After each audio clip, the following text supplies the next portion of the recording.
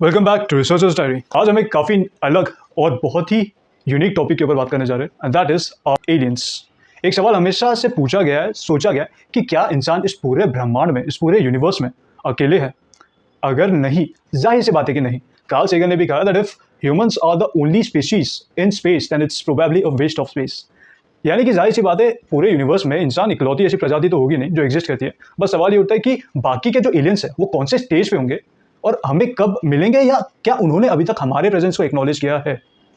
जैसे कि आप सब जानते हो कि पिछले कुछ सालों में, पिछले कुछ दिनों में बहुत सारे रिपोर्ट्स गवर्नमेंट की तरफ से और सिविलियंस की तरफ से सामने आए हैं, जिसके हिसाब से उन्होंने यूएफओस और एलियंस के एग्जिस्टेंस को एक्नॉलेज किया है, एक्सेप्ट किया है। यूएस पेंटागन जो सालों से, करीब 1947 से एक क्लियर पार्टिसिपेशन दिखा चुका है कि उन्होंने एलियंस के ऊपर बहुत ज़्यादा रिसर्च किया है, वेदर और not they actually exist on planet earth and are they amongst us. पर उन वीडियोस तक और उन रिसर्च डॉक्यूमेंट्रीज तक जाने से पहले हम ये सोचते कि आखिर एलियंस के यहाँ होने के ऑलरेडी एविडेंसेस क्या क्या है। एलियंस के अर्थ पे प्रेजेंस सिर्फ और सिर्फ डिजिटल फॉर्मेट्स में नहीं है, यानी कि ऐसा नहीं कि जब कैमरा बने उसके बाद से उनके प्रेजेंस रिकॉर्ड किए गए हैं। एलियंस के प्रेजेंस अर्थ पे बहुत पहले से रिकॉर्ड किए गए हैं। कई केव पेंटिंग्स मिल चुके हैं जिसमें यूएफओ जैसे डिस्क को चेज करते हुए कुछ ट्राइब्स ने अपने आप को पेंट किया है। कुछ ऐसे पेंटिंग्स मिल चुके हैं, कुछ ऐसे स्क्रिप्चर्स मिल चुके हैं, कुछ टेम्पल्स क्रिएट किए गए और उसके अंदर जो वॉल इंक्रिप्शंस है, जो वॉल स्क्रिप्चर्स है, उसके अंदर कुछ यूएफओस के वही डिज़ाइंस बनाए गए जिन डिज़ाइंस के बारे में आज भी क्लेम उठता है कि ऐसे यूएफओस, एक ऑमलेट डिस्क, एक डिस्क शेप्ड यूएफओस एग्जिस्ट करते थे उस टाइम पे, जो आज भी स्पॉट हो रहे हैं। पुराने इंक्रिप्शंस की क्रेडिबिलिटी को प्रूव करने के लिए पहले आपको इस चीज़ पे यकीन दिलाना ज़रूरी है कि एलियंस एक्चुअली अर्थ पे एग्जिस्ट करते हैं। और इस चीज़ के लिए मैं लाता हूँ सबसे इंपॉर्टेंट इवेंट एलियन हिस्ट्री में, और वो है द रॉसवेल इंसिडेंट ऑफ 1947। तो जुलाई 1947 में एक इमरजेंसी कॉल लगाया गया जिसपे ये रिपोर्ट किया गया कि एक अनआइडेंटिफाइड ऑब्जेक्ट क्रैश हुआ है रॉसवेल के फॉरेस्ट एरिया में। वहाँ के जितने भी विटनेसेस थे उन्होंने ये कहा कि वो एक काफ़ी हैवी और बड़ा मेटालिक ऑब्जेक्ट था जो अचानक से उस फॉरेस्ट में क्रैश हुआ और उसके अंदर से कुछ लाइट्स निकल रही थी, जिसकी वजह से पूरे फॉरेस्ट में ब्लू कलर की लाइट्स फैल गई थी। अब यहाँ पे बात एक आती है कि इसके बाद एग्जैक्टली क्या इवेंट्स हुए कि पूरे दुनिया को इस बात पे शक हो गया कि बहुत सारे गवर्नमेंट्स यूएफओ इंसिडेंट्स को छुपाने की कोशिश कर रहे हैं। तो जैसे ही ये क्रैश रिपोर्ट हुआ, वैसे ही उस जगह पे army trucks, US army trucks और यूएस नासा साइंटिस्ट के पूरी टीम वहाँ पे पहुँच गई। उन्होंने पूरे एरिया को कवर कर दिया और किसी को भी अंदर जाने नहीं दिया। और उन्होंने वहाँ जितने भी मौजूदा लोग थे उनके सारे कैमरास को अपने पास रख लिया और बिना किसी एक्सप्लेनेशन के या तो उनके डेटा रिकॉर्ड डिलीट कर दिए गए या फिर उनको वो डिवाइसेस कभी वापस दिए ही नहीं गए। और इसमें से बहुत सारे जर्नलिस्ट भी थे। इसी के कुछ टाइम बाद रशियन एयरस्पेस ने इस बात को एक्सेप्ट किया कि उनके रॉसवेल एरिया में एक अनआइडेंटिफाइड ऑब्जेक्ट क्रैश हुआ है जिसके बारे में वो कुछ नहीं जानते। पर उसके अगले ही दिन इस न्यूज़ रिपोर्ट को, इस न्यूज़ स्टेटमेंट को रिट्रैक्ट कर लिया गया और उन्होंने कहा कि जो रॉसवेल में गिरा था वो दरअसल एक एयर बलून था। आप सोच सकते हैं एक टाइम पर रॉसवेल एयरस्पेस ने ये चीज़ एक्सेप्ट की कि हाँ, हमारे पास एक अनआइडेंटिफाइड फ्लाइंग ऑब्जेक्ट रॉसवेल में क्रैश हुआ है जिसकी आइडेंटिटी हम अभी तक नहीं जानते कि वो कहाँ से आया है और वो एग्जैक्टली क्या है। उसी स्टेटमेंट को वापस से रिट्रैक्ट कर लिया गया और ये कहा गया कि एक वेदर बलून वहाँ पे क्रैश हुआ था।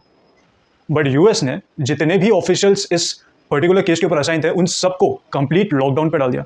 इन सब के ऊपर नज़र थी, उनको किसी भी दूसरे इंसान से बात करना अलाउड नहीं था और इनके सारे कॉल्स ट्रेस किए गए। इस इवेंट की वजह से कहीं ना कहीं एक चीज़ तो समझ में आ गई थी कि एलियंस होते हैं और यूएफओस भी प्रेजेंट है और यूनाइटेड स्टेट्स इस चीज़ को काफ़ी हद तक छुपाने की और दबाने की कोशिश करता आया है। उन्होंने हमको एक पूरी इन्फॉर्मेशन नहीं दी है कि हमारे पास एलियंस विजिट कर रहे हैं, एलियंस हमारे एटमॉस्फेयर में है, एलियंस हमारे प्लैनेट पे है। ये टाइम था 1947 का जब वॉर हो रहा था पूरी दुनिया में। इसके दो स्पेकुलेशंस निकलते कि पहला ये कि शायद से यूनाइटेड स्टेट्स इस चीज़ को नहीं चाहता था कि वॉर के टाइम पे हम एक नया थ्रेट के बारे में सोचें जो अभी तक मटेरियलाइज नहीं हुई है। Like we don't know if aliens are a danger to us और दे आर एन एलाई।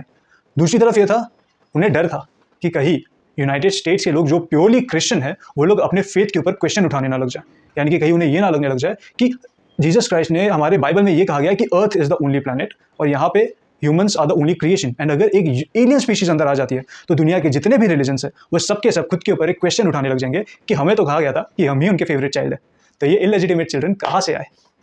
पर इस इवेंट के बाद यूनाइटेड स्टेट्स ने एक प्रोजेक्ट लॉन्च किया, उसको कहा जाता है प्रोजेक्ट ब्लू बुक।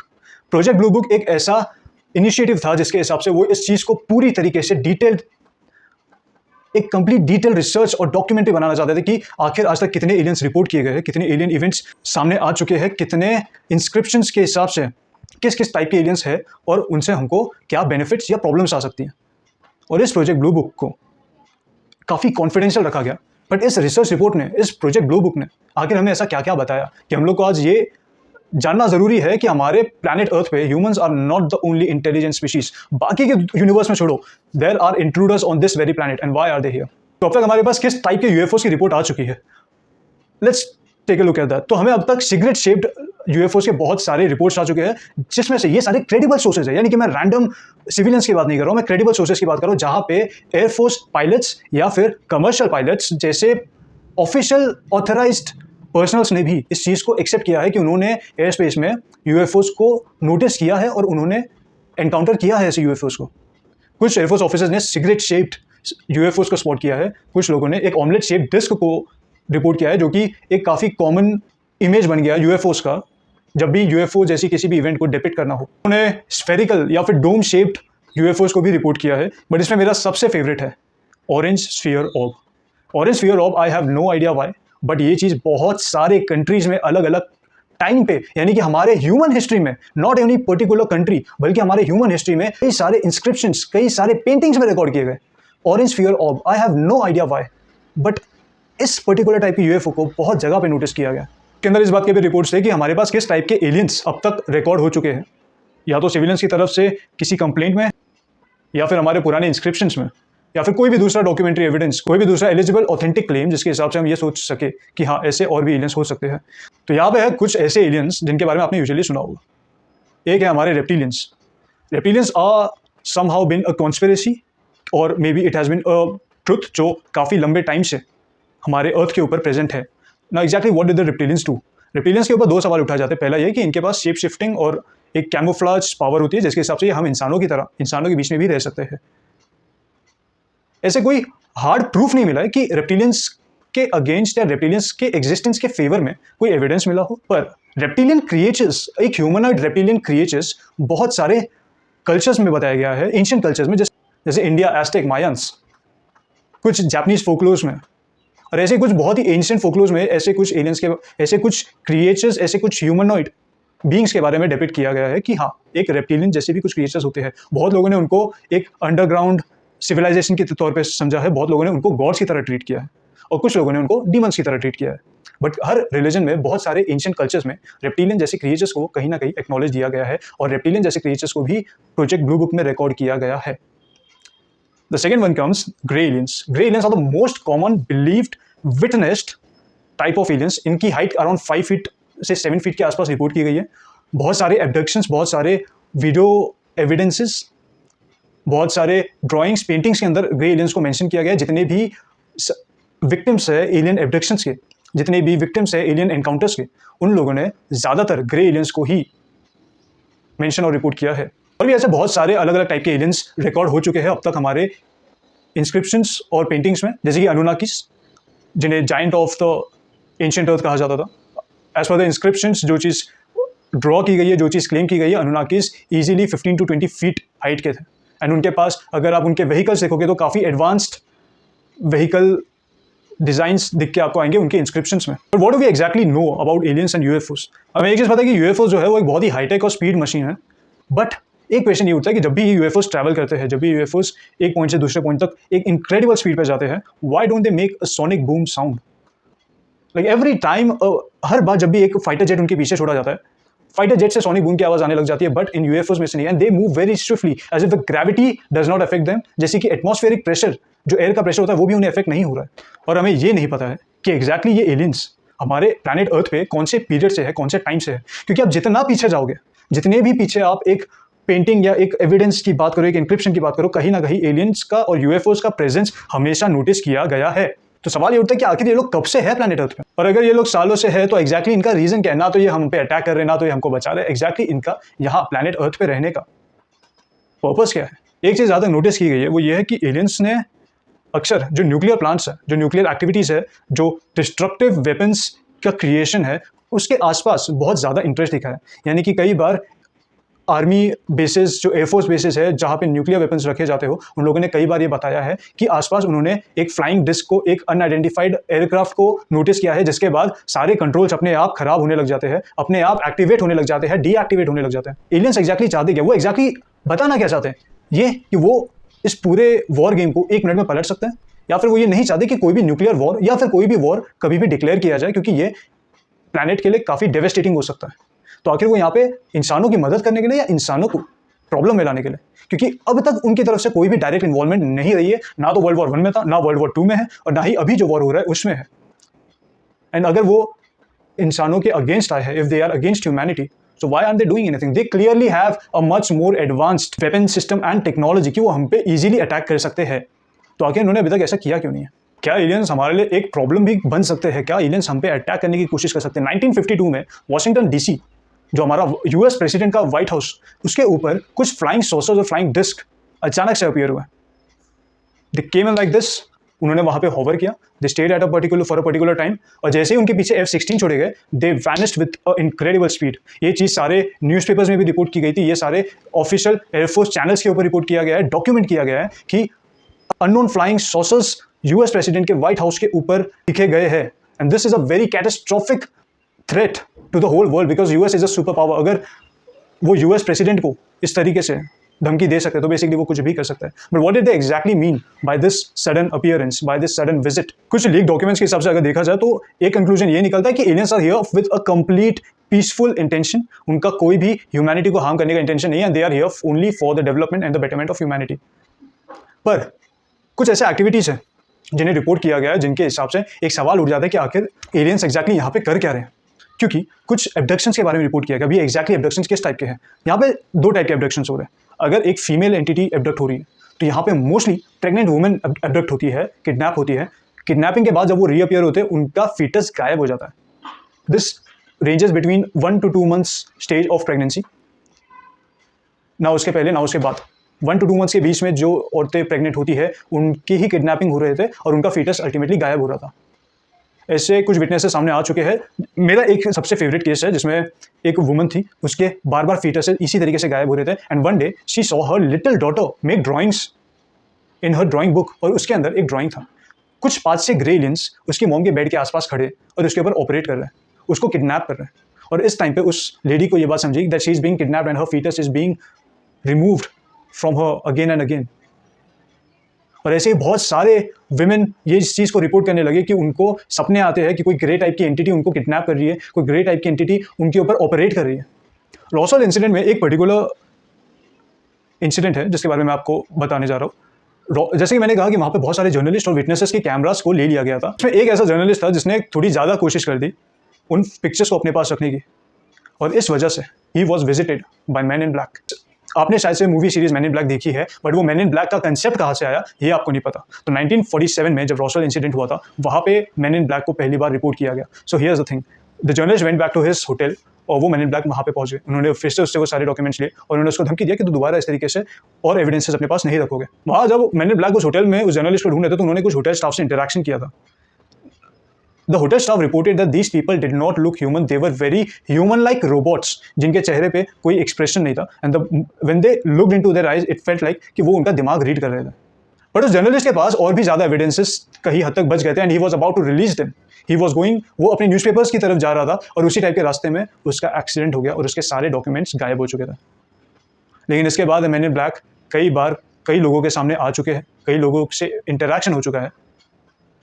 कुछ गवर्नमेंट ऑफिशियल के असैसिनेशन, यानी कि कुछ ऐसे गवर्नमेंट ऑफिशियल जिन्होंने ये कहा कि मैं आपको एलियन लाइफ और एलियन प्रेजेंस के बारे में कुछ इंपॉर्टेंट बताने के लिए प्रेस रिलीज करना चाहता हूँ, उसी टाइम पे they were assassinated, and when they were assassinated men in black were spotted on those locations.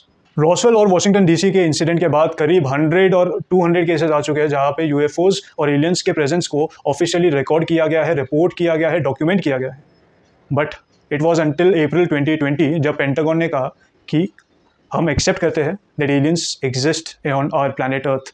This is the biggest thing ever for human civilization, because now we know that aliens do exist and they exist on this very planet Earth. उन्होंने videos release किए हैं जहाँ पे उन्होंने अपने F-16 fighter jets और बाकी के फाइटर जेट्स को उन यूएफओज को चेस करते हुए वीडियोस बनाए हैं जो स्पैन करता है करीब 20 ईयर्स के आसपास। जब ये वीडियोस रिलीज़ किए गए, ब्लैकवुड ने एक ऑफिशियल रिक्वेस्ट डाली पेंटागन को कि वो इस चीज़ को एक्सेप्ट करें कि उनके पास और भी वीडियोस है और वो इन सभी वीडियोस को पब्लिक डोमेन पे पब्लिक करें। बट द थिंग इज कि पेंटागन ने कुछ टाइम के बाद उस चीज़ को एक्सेप्ट किया कि हाँ, हमारे पास और भी एलियन की वीडियो और भी यूएफओ की वीडियोस है, but we can not make them official and public because कहीं ना कहीं नेशनल सिक्योरिटी, नेशनल इंटेलिजेंस और नेशनल इंटेंशन को थ्रेट पहुंचा सकता है, उसको दुनिया के सामने ला सकता है, जो कि शायद से अभी फिलहाल यूनाइटेड स्टेट्स नहीं चाहता, क्योंकि उन्होंने इस चीज़ को इतने टाइम तक छुपा के रखा है कि अगर वो इस चीज़ को ज़्यादा पब्लिक करने की कोशिश करेंगे तो एग्जैक्टली एलियंस ने यूएस को किस किस चीज़ में हेल्प किया है या यूएस ने एलियंस को किस किस चीज़ में हेल्प किया है, ये सारी बातें बाहर आ सकती है। और मैं एक आपको हिंट दे दूँ, when the UFOs were being reported after 1947, उसी के बाद यूएस का stealth fighter was launched. US का stealth fighter came in front of the world कि ये एक ऐसा फाइटर जेट है जिसमें जो कि रेडार पे डिटेक्ट नहीं होता है, सेम वही टेक्नोलॉजी जो कि एलियंस के यूएफओज में रिपोर्ट की जा रही थी। इस टेक्नोलॉजी को अब तक कहीं पे भी आसपास भी किसी ने सुना नहीं था कि ऐसी कोई टेक्नोलॉजी बन रही है, ना ही ऐसी कोई टेक्नोलॉजी अभी तक बनी थी। और जब ये लॉन्च हुआ तब ये बात पे और भी ज़्यादा सवाल उठने लगे कि क्या एलियन यूएफओज, क्या एलियंस अपनी टेक्नोलॉजी यूएस को प्रोवाइड कर रहा है। और इस वजह से ये सवाल बार बार हर एक पॉइंट के बाद उठता है कि आखिर एलियंस यहाँ पे क्या करें। अगर आप एक पल के लिए ज़रा सोचो, अब मैं नहीं चाहता कि मैं यहाँ पे ज़्यादा बैकलैश या किसी भी टाइप का कोई अटैक देखूं, बट हियर्स द थिंग, जब रामायण और महाभारत हुआ था तो उसमें महाभारत के लिए अभी भी काफ़ी सारे एविडेंसेस मिल रहे हैं that it was a destruction on a very large scale, और एक बहुत ही एडवांस टेक्नोलॉजी, एडवांस वेपन को यूज़ किया गया था उस लेवल का डिस्ट्रक्शन कॉज करने के लिए। Robert Oppenheimer, when he did the first nuclear attack on Hiroshima and Nagasaki and when he was asked कि सर आप अब एक न्यूक्लियर वेपन लॉन्च कर चुके हैं, you are the first person to do that, and he said I am the first but in the modern times. यानी कि उनको भी इस बात पर यकीन था कि पहले ऐसे वेपन्स थे, पहले ऐसे अटैक्स थे, पहले ऐसे वॉर ऑलरेडी हो चुके हैं जहाँ पे न्यूक्लियर वेपन्स और काफ़ी स्ट्रॉन्ग वेपन्स को यूज़ किया गया है। महाभारत और रामायण दोनों टाइम पे ऐसे क्रिएचर्स के बारे में डिस्कस किया गया है जो कि थोड़े ह्यूमंस टाइप थे बट ह्यूमंस नहीं थे। उनको कई तरीके से मॉन्स्टर्स या असुरा या शैतान अलग अलग नाम दिए गए, बट हमारे स्क्रिप्चर्स में उन सबका मेंशन है। तो कहीं ऐसा तो नहीं कि हम लोग जिन वेपन्स के ऊपर सवाल उठाते हैं कि आखिर ऐसे वेपन्स कैसे हो सकते हैं, वो वेपन्स हमको प्रोवाइड किए गए थे इन एलियन एंटिटीज की तरफ से। Just a theory, I don't want any backlash on this, just a theory. क्या एलियंस अभी भी इंडिया के साथ कांटेक्ट में है? लाइक रामायण और महाभारत में अगर वो कांटेक्ट में थे, ओके, बट क्या इंडिया में अभी भी वो पाए जाते हैं? येस। एशिया का यूएफओ कैपिटल कोंका ला जाना जाता है, जो कि इंडिया के नॉर्थ ईस्टर्न पार्ट में है, somewhere around the Ladakh. Check it out, read it out, I will post a link in the description box, visit it out. 2023 में कुछ यूएफओस को स्पॉट किया गया, इनके पीछे इंडियन एयरफोर्स की तरफ से कुछ फाइटर जेट्स भेजे गए, but unfortunately there were no sightings till then, तब तक वो सारे स्कैटर हो चुके थे। बट इस चीज़ को इंडियन एयरफोर्स के भी ऑफिशियल चैनल से रिपोर्ट किया गया और उसको डॉक्यूमेंट किया गया है। कई सारे न्यूक्लियर प्लांट्स हैं जिनके आसपास उन साइंटिस्ट्स ने, वहाँ के लोकल रेसिडेंट्स ने इस चीज़ को क्लेम किया कि उन्होंने बहुत बार यूएफओस को वहाँ पे हॉवर करते हुए देखा, वहाँ पे सर्कुलेट करते हुए देखा। Now the question is that why are aliens so much interested in the nuclear activity of human civilization? और हमारा अनफॉर्चुनेटली इन सभी क्रेडिबल रिसोर्सेज के सामने एक बहुत ही फालतू सा इंसिडेंट था जिसने सभी रिसर्चर कम्युनिटी को बहुत ही ज़्यादा डिसहार्टन किया है, और वो है द मैक्सिकन पार्लियामेंट इंसिडेंट, जहाँ पे ये क्लेम किया गया कि एलियन बॉडीज़ को डिस्प्ले किया गया था। एक साल तक इस न्यूज़ के साथ सारे न्यूज़ पोर्टल्स खेलते रहे, सारे जो साइंटिफिक रिसर्च सेंटर्स है वो खेलते रहे कि इस बॉडी में this is not a human body, this is not related to any human और any other animal present on planet Earth. अलग अलग तरीके से अलग अलग रिपोर्ट्स जनरेट किए गए, अलग अलग रिपोर्ट्स पब्लिक किए गए। एक रिपोर्ट में तो ये भी मेंशन कर दिया कि इसमें से एक प्रेग्नेंट था और उसके अंदर एक अंडा था। But recently thank God this all was rubbished and it was told कि ये जो एलियन बॉडीज है ये और कुछ नहीं बल्कि आर्ट एंड क्राफ्ट है। इसमें बहुत सारे जानवरों के हड्डियों का चूरमा बना के उसको फेविकॉल से चिपका के सबके सामने रख दिया गया। But let's have some hope in our heart कि जल्द से जल्द हमें एलियन लाइफ के बारे में और पता चले और हमें ये भी मालूम पड़े कि एलियंस एग्जैक्टली प्लैनेट अर्थ पे कर क्या रहे, और अगर वो यहाँ पे ऑलरेडी है, जो कि वो है, तो वो क्यों है और वो हमारे साथ अब आगे रिलेशंस कैसे बनाना चाहते हैं। So I would like to thank you all for coming to this research documentary on aliens. Do tell me in the comment section how you liked the whole report, whether it made you believe कि aliens actually exist करते हैं या नहीं। Video को like कीजिए, अपना view comment कीजिए, अपने दोस्तों को शेयर कीजिए, ये ताकि हम लोग इस बारे में और भी डिस्कस कर सकें। मैं बहुत सारे एलियन वीडियोस आगे जाके अपलोड करने वाला हूँ जो आई बिलीव कि थोड़े क्रेडिबल सोर्सेज है, कुछ ऐसे एलियन इवेंट्स के बारे में बताने वाला हूँ जिसमें आपको बहुत ज़्यादा इंटरेस्ट आ सकता है। So do subscribe to the channel, like the video, comment on this video, visit the other videos, and thank you for coming to Researcher's Diary.